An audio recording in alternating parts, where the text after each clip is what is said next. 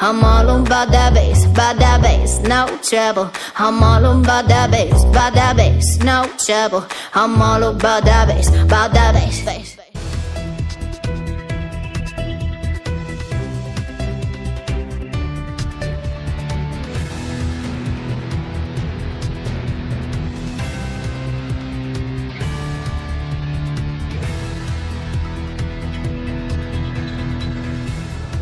Bienvenue à tous, elles sont au cœur de l'économie, les PME, TPE. Questions vont-elles être soulagées en 2019 ? Les PME, TPE sont-elles les grandes gagnantes ou les grandes perdantes du projet de budget 2019 ? Entre hausse des plafonds d'obtention du microcrédit, baisse de l'impôt sur les sociétés ou encore nouveautés en matière de mécanismes de garantie, les PME et TPE vont-elles y trouver leur compte ? C'est le premier sujet des décodeurs atlantiques. Vos décodeurs ce matin, Radia Cherlalou, bonjour. Bonjour Landry. Vous êtes directeur général de Déclic, une agence de conseil en RSE et développement durable. Amine Diouri, notre monsieur PME, est avec nous également ce matin. Arrivé à l'heure, on peut dire merci à l'ONCF. Bonjour Amine. Bonjour, déjà, non pas merci à l'ONCF. Ah, pas merci, pourquoi ? J'ai de retard quand même. Non, beaucoup, oui. Bon, responsable PME chez Inforisk, Dun & Bradstreet, vous êtes là, c'est l'essentiel. Deuxième partie d'émission, à 9h45, nous parlerons communication de crise. Où en est-on 6 mois après la campagne de boycott ? Certains attendaient à ce que les responsables de l'ONCF parlent à la presse et viennent s'expliquer sur le drame de Bouknadel ou les manquements soulignés par le rapport de la Cour des comptes. Finalement, il n'en a rien été. Un exemple qui interpelle justement 6 mois après cette campagne de boycott. Les entreprises publiques et privées ont-elles tiré les leçons de la communication de crise ou alors qu'attendent-elles ? C'est ce que nous verrons. Vous pouvez bien sûr réagir et poser vos questions sur la page Facebook ou bien sur Twitter avec le hashtag LDA. C'est parti. Un budget taillé pour les TPE-PME, cette loi de finances 2019. Amine Diouri, on a Abdella sur la page Facebook qui nous dit pas du tout. Exactement, j'allais commencer par ça. Abdel Al-Ferghi, qui est le président de la Confédération des TPME, quand j'ai posé le sujet des décodeurs ce matin, effectivement sa réponse a été très claire, donc pas du tout, sachant que derrière il avait présenté au chef du gouvernement une série de 12 mesures justement pour les TPE, et que c'est sur 12 mesures, certaines ont été retenues, notamment l'élargissement du plafond maximum pour le microcrédit qui passerait de 50 000 à 150 000, donc ça c'est une très bonne chose. Mais derrière, par exemple, il parlait d'exonération des cotisations des cotisations minimales pour l'IS. Oui. Et là, par contre, c'est plutôt l'effet inverse qui a eu lieu, puisqu'on augmente maintenant le pourcentage de 2 à 2,5% sur ce montant. Donc voilà. Mais grosso modo, on n'a pas une philosophie d'un budget qui est entièrement tourné vers les TPE-PME, Radia Cherlalou. Non, il semblerait effectivement que ce ne soit pas au cœur du sujet. On a plutôt privilégié la privatisation, la fiscalité, enfin le social surtout principalement en cette période de crise. Exactement. Alors il faut savoir une chose aussi, c'est vrai que les aspects fiscaux ont été assez minimalistes dans ce budget. Il faut savoir une chose, c'est qu'il y a des assises qui devraient avoir lieu l'année prochaine, des assises de la fiscalité, et que justement, ce serait peut-être... C'est pour ça qu'en fait, il y a eu cette phase d'attentisme, il n'y a pas eu grand-chose d'annoncé, tout simplement parce que on attend un peu ces assises pour discuter de choses plus profondes, notamment la réforme de la TVA, notamment d'autres aspects qui concernent notamment l'investissement des entreprises.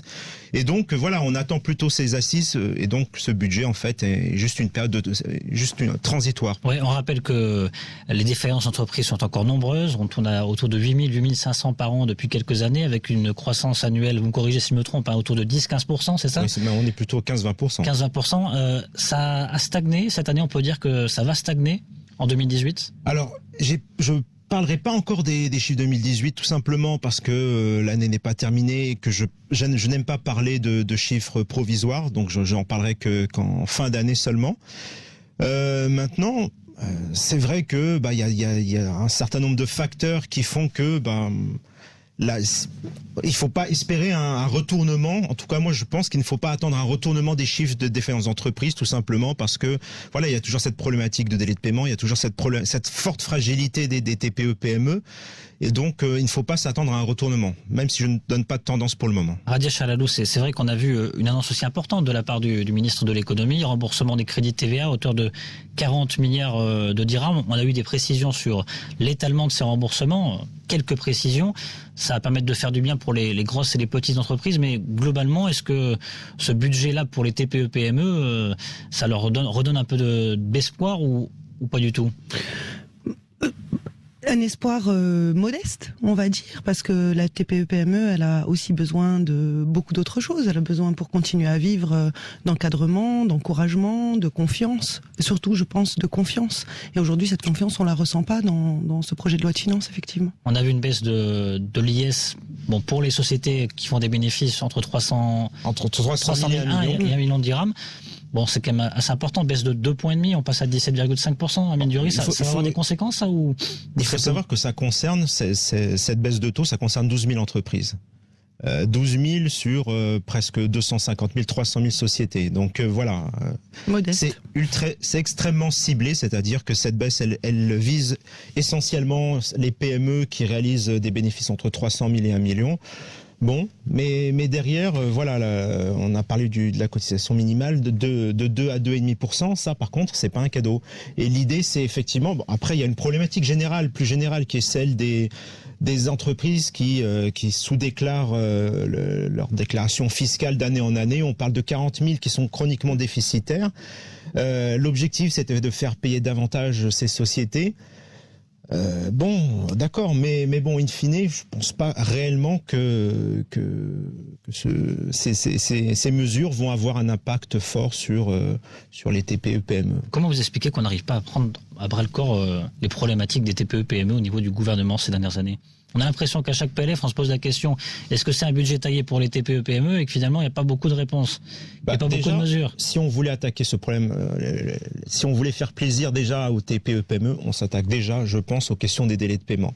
Alors certes, il y a du côté du public la nouvelle plateforme qui est mise en place pour les fournisseurs des entreprises publiques. Ça, c'est bien. Il y a un effort, il y a un engagement fort des entreprises. Mise en place fin septembre. Exactement, début octobre.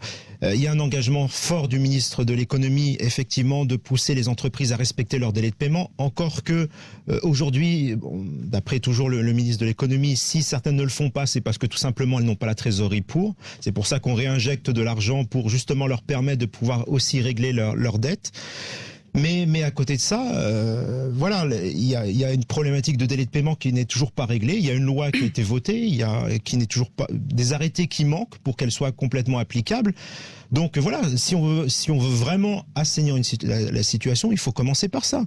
Je rappelle quand même que c'est 300 milliards, presque 300 milliards de dirhams de crédits interentreprises privées. Donc il faut bien à un moment donné qu'on réinjecte cet argent dans l'économie, et ça va aller directement dans la trésorerie des entreprises. Il va y avoir une année de privatisation en 2019. Alors on ne sait pas encore quelles sont les entreprises qui vont être privatisées. Remboursement des crédits TVA. Est-ce que ça peut permettre de faciliter quelques carnets de commandes pour des PME qui gravitent autour d'entreprises publiques qui vont être privatisées, qui vont voir des crédits TVA qui vont être remboursés? Ça peut avoir un impact? Oui, ça peut avoir un impact, mais comme vous le dites, ça va concerner les entreprises qui gravitent autour des marchés publics. Et donc voilà, est-ce que l'entreprise doit rester dépendante toujours de l'État, de ces marchés publics? Est-ce que les entreprises privées entre elles ne peuvent pas travailler de manière saine, c'est-à-dire avec des délais de paiement qui sont respectés? Moi, j'aimerais voir ça. C'est ça qui serait le plus intéressant. Radia Chalalon. Mais il y a aussi toute une frange de TPE-PME qui n'a pas accès justement à la commande publique. Et dont il est absolument impossible d'avoir accès, et dont les règles de la commande publique font qu'elles sont naturellement et je crois que c'était une des demandes de la Confédération qui n'a pas été alors là ça n'a pas été assoupli du tout à ce niveau-là, alors que là il y a une véritable manne de création de valeur pour les TPE-PME si elles arrivent justement à se hisser au niveau de la commande publique, et que la commande publique puisse faire un pas vers elles pour pouvoir permettre aussi bien en termes de déconcentration, de pouvoir faire appel à des TPE-PME dans nos régions, mais aussi dans les conditions de participation. Parce qu'aujourd'hui, quand un appel d'offres public tombe, pour une TPE-PME, juste le temps de réunir un dossier, d'avoir les cautions, etc., c'est complètement exclu, et c'est dommage. Où est passée la préférence nationale? Effectivement, ça c'est une question Bon, pourtant, on avait une mesure qui était là, qui était prise il y a 3 ans maintenant. Oui, effectivement, mais dans les faits, jamais réellement appliquée. Aujourd'hui, la préférence nationale, on l'attend toujours. Effectivement, la question de la TPE dans les commandes publiques, c'est une vraie question. Se pose aussi la question des références que doivent produire les TPE, ce qui fait que ça les bloque très souvent dans le cadre des marchés publics. Donc voilà, effectivement, ces TPE n'ont pas d'autre choix que de se tourner vers le privé, et c'est là que les problèmes commencent. Et si elles n'ont pas un fonds de roulement suffisant pour pouvoir financer les délais de paiement, elles ne vivent pas très longtemps. Il y avait une proposition de la Confédération nationale des TPE-PME qui nous disait, qui proposait au gouvernement la création d'un fonds public pour le rachat de créances professionnelles dédié pour les TPE. Oui. Ça permettrait quoi? Ça serait une solution? C'est une solution. Alors pourquoi c'est intéressant? Parce que ça rentre dans une logique. Les délais de paiement, c'est une question de rapport de force, un petit et un gros. Aujourd'hui, le petit n'a pas la possibilité de demander au gros de le payer, parce que sinon il perd son client. L'idée du fonds, c'est qu'il serve d'intermédiaire entre le petit et le gros. Le petit va vendre sa créance au fonds, et le fonds s'adresse directement au gros en lui disant maintenant tu me payes. Mais là, le rapport de force n'est plus le même. Et c'est ce qui se passe en France. La banque d'investissement, par exemple, les entreprises ont la possibilité de vendre leurs créances à la banque d'investissement, qui après se tourne vers l'entreprise, la grosse entreprise qui n'a pas payé. Et là, le rapport de force est beaucoup plus équilibré.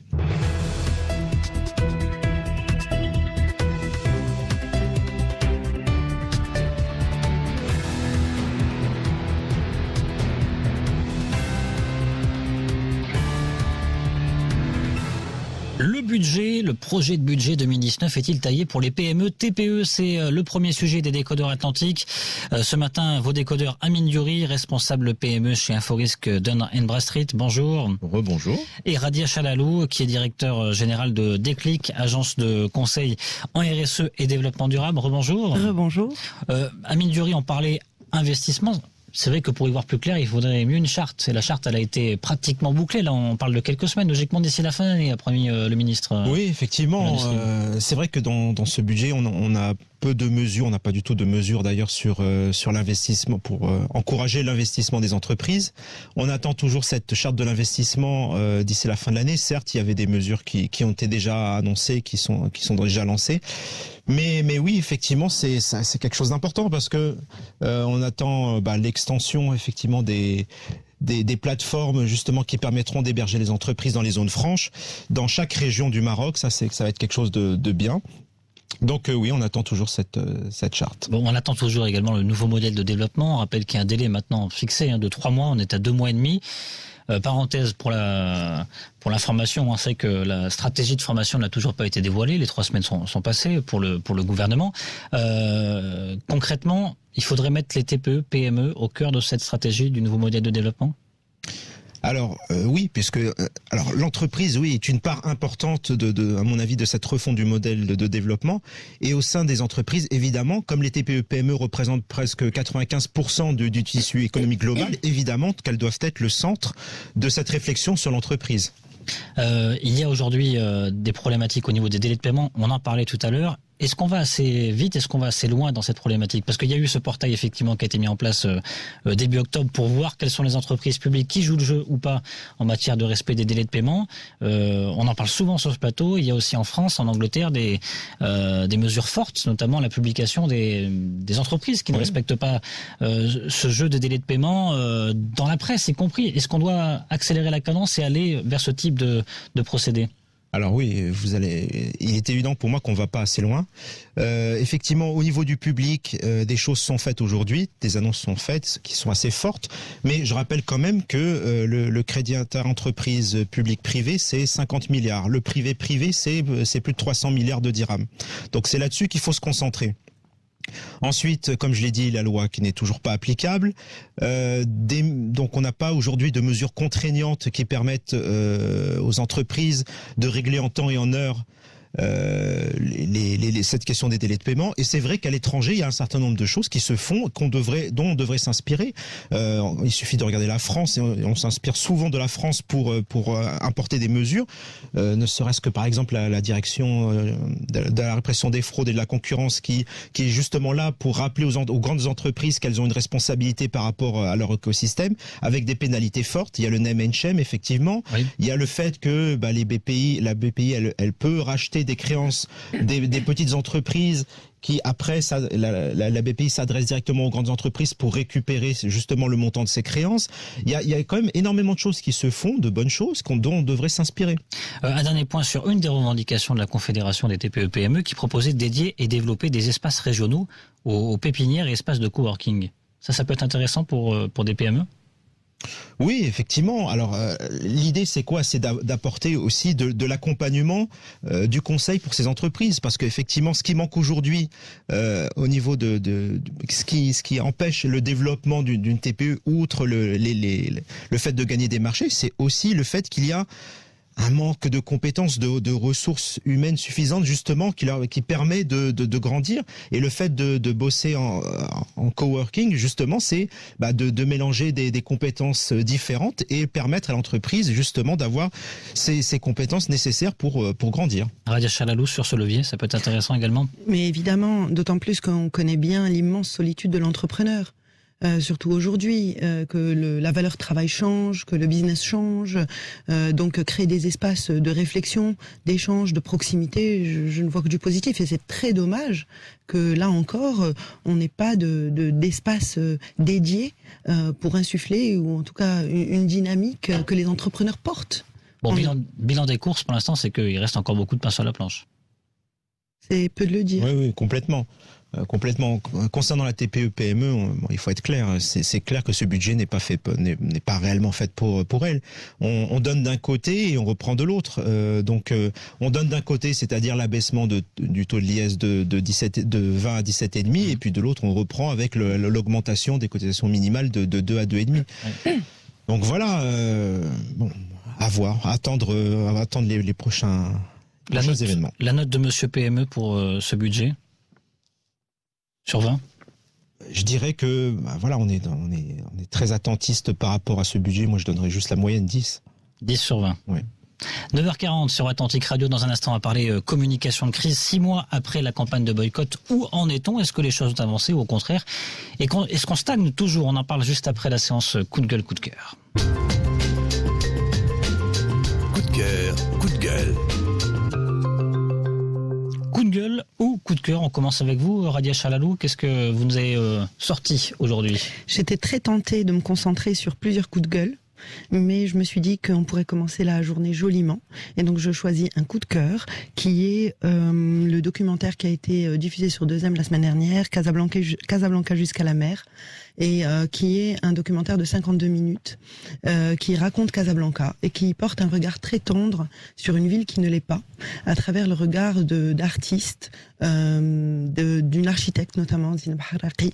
C'est un documentaire qui a été écrit à 4 mains par Rim Khalidi et Shama Tahiri, et qui nous donne un regard sur Casablanca qui est touchant, qui est émouvant, qui est, je dirais même beau, qui parle de la couleur, de la lumière, de la manière dont on se déplace dans cette ville, de la manière dont on s'aime dans cette ville. Ce sont des sujets qui ne sont pas souvent abordés, et Casablanca la brute, à travers ce documentaire, nous offre un beau regard. Je vous encourage à le regarder si c'est pas déjà fait. Amine Diori, coup de gueule, coup de cœur? Alors moi, ce sera un coup de gueule.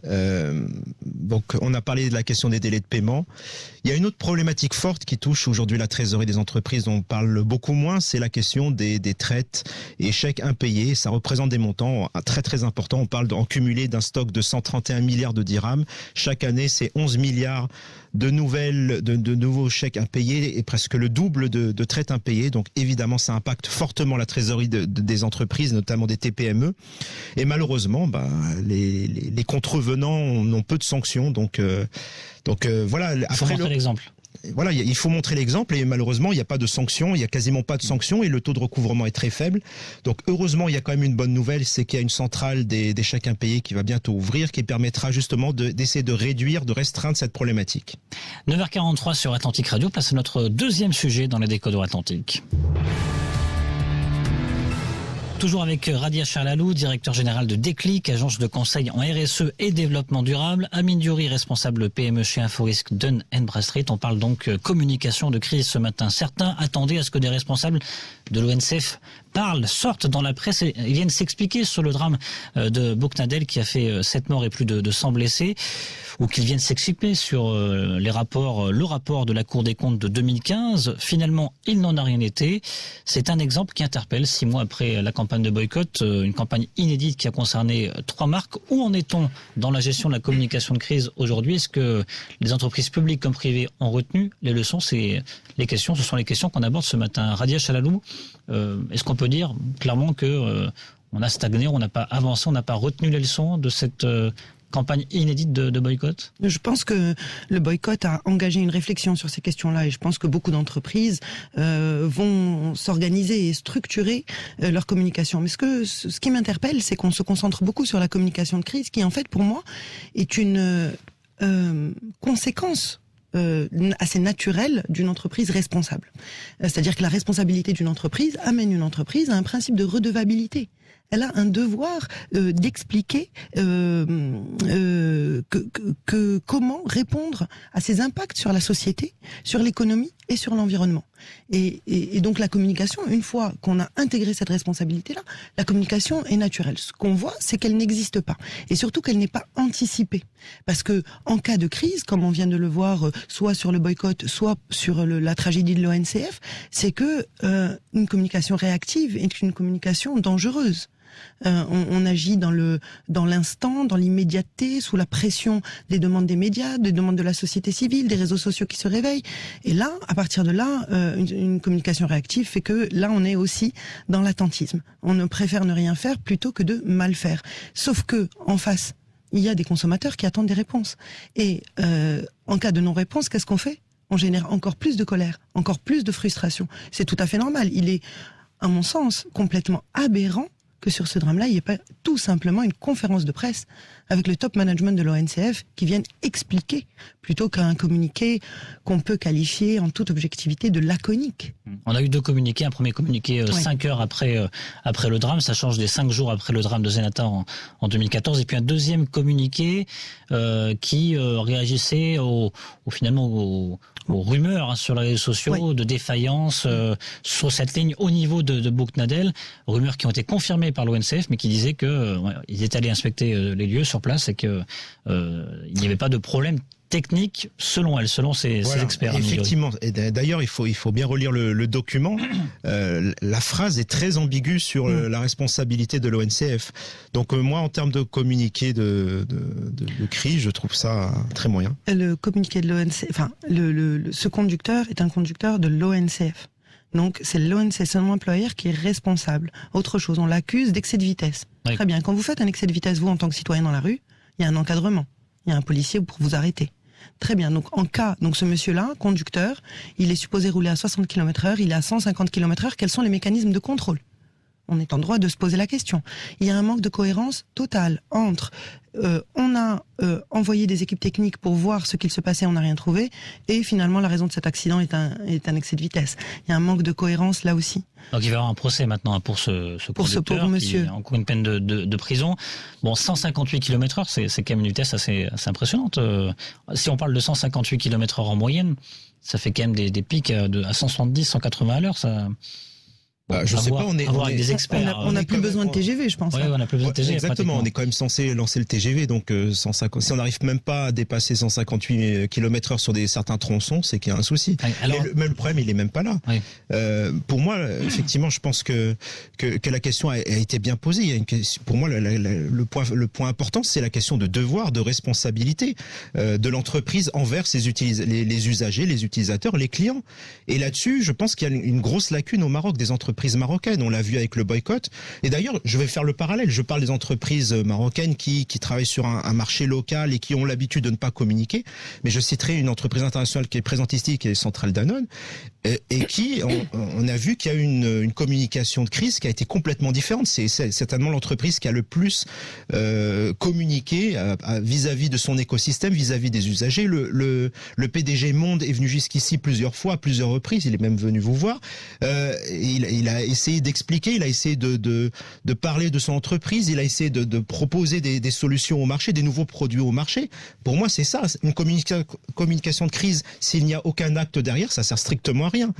On est aujourd'hui dans du silence et dans du démenti.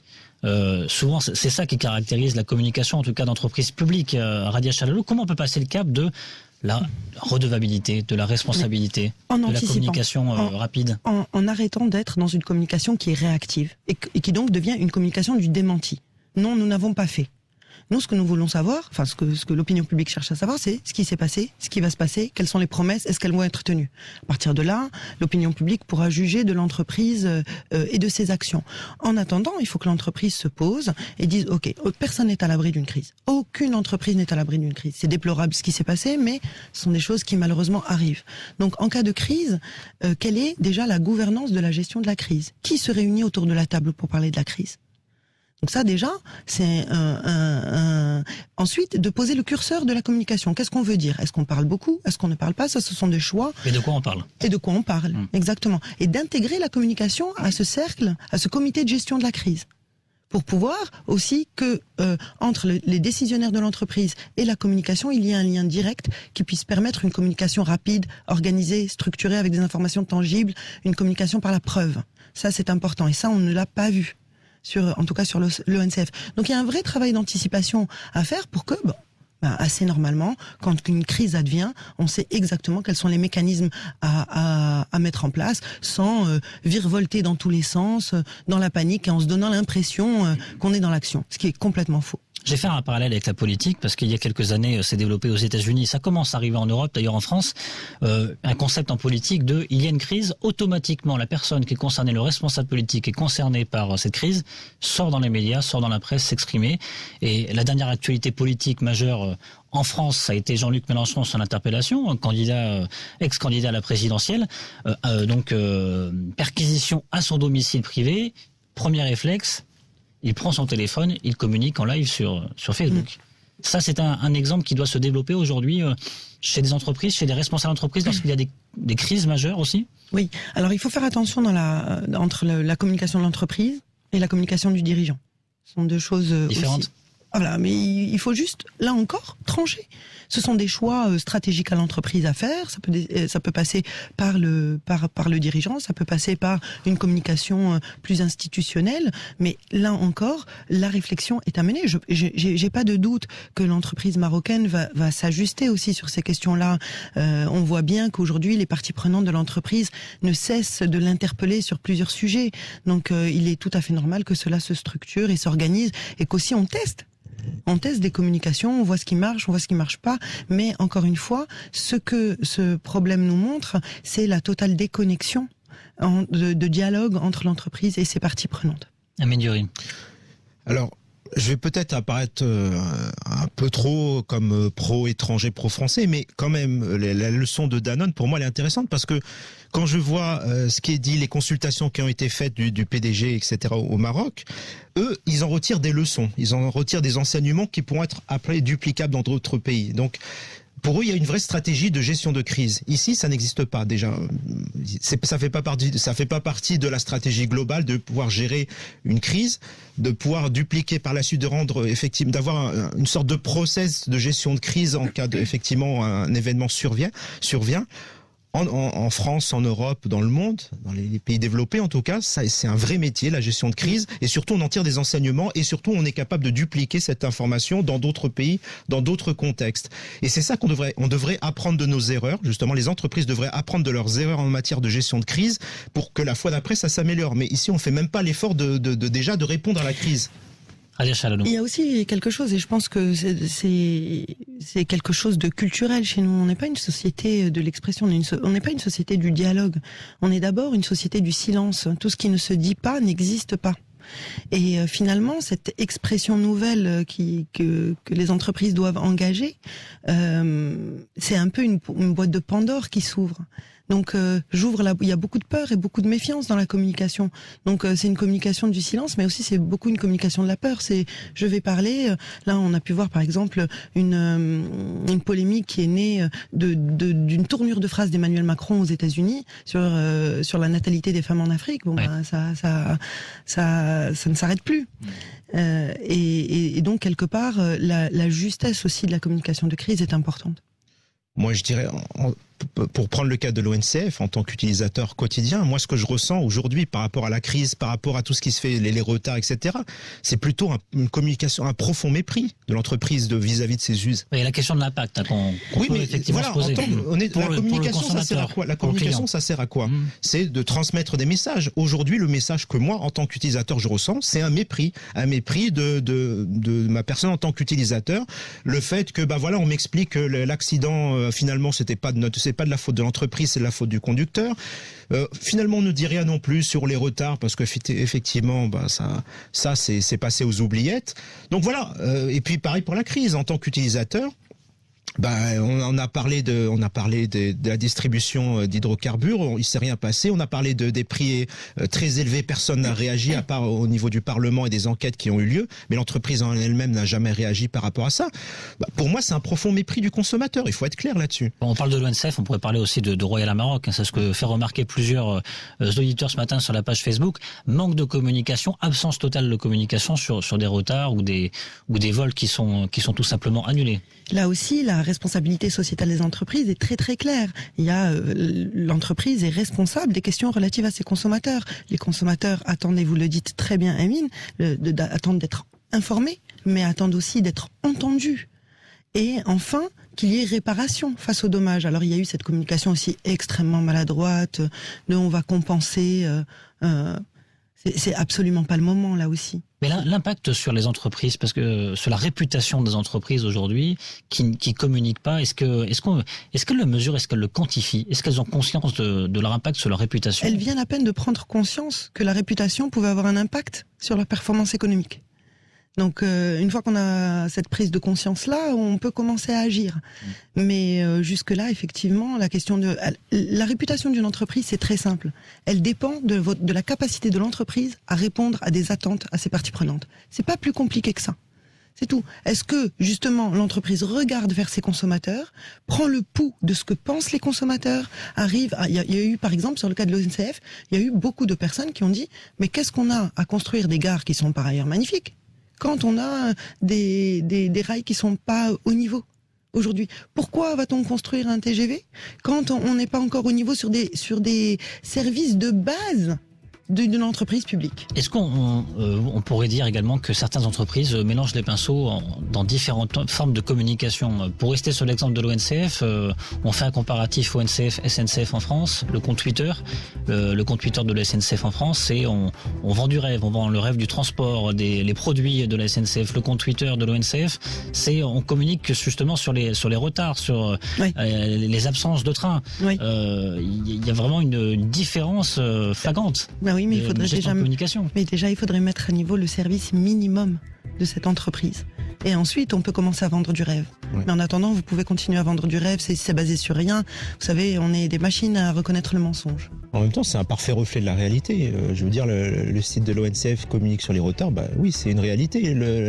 La SNCF en France peut se vanter d'avoir des services de meilleure qualité, évidemment. Après, se pose aussi la question de la concurrence, parce que en France, la SNCF va bientôt être en concurrence avec d'autres acteurs privés qui va venir investir le marché. Évidemment, quand vous êtes seul sur un marché et que pour vous, il n'y a aucun impact, je veux dire, l'aspect réputationnel, on s'en fiche à la rigueur. Oui. Radia Chalalou, est-ce qu'il faut encore attendre longtemps avant de voir des grandes entreprises montrer l'exemple en matière de communication de crise? Encore une fois, restons optimistes et surtout, ce qui est important, c'est de voir que ce qui va, et vous venez de le dire aussi très bien, ce qui va encourager les entreprises à bouger, c'est le contrepoids qui s'opère devant elles des parties prenantes. Plus ce contrepoids va se faire insistant, plus l'entreprise va se structurer. Sinon, comme vient de le dire Amine, s'il n'y a pas de contrepoids, pourquoi changer ? Reddition des comptes, redevabilité. Merci beaucoup Radia Chalalou, Merci directeur général de Déclic, une agence de conseil en RSE et développement durable. Merci Amine Dury, à très bientôt. Merci à vous, à très bientôt. Responsable PME chez Inforisk, Dun & Bradstreet. Vous restez avec nous dans quelques instants. Les experts atlantiques avec Badr Saoudi, c'est à 10h10, à 10h le point info en langue arabe avec Mourad Baba. Je vous retrouve demain pour un prochain numéro des Décodeurs Atlantiques.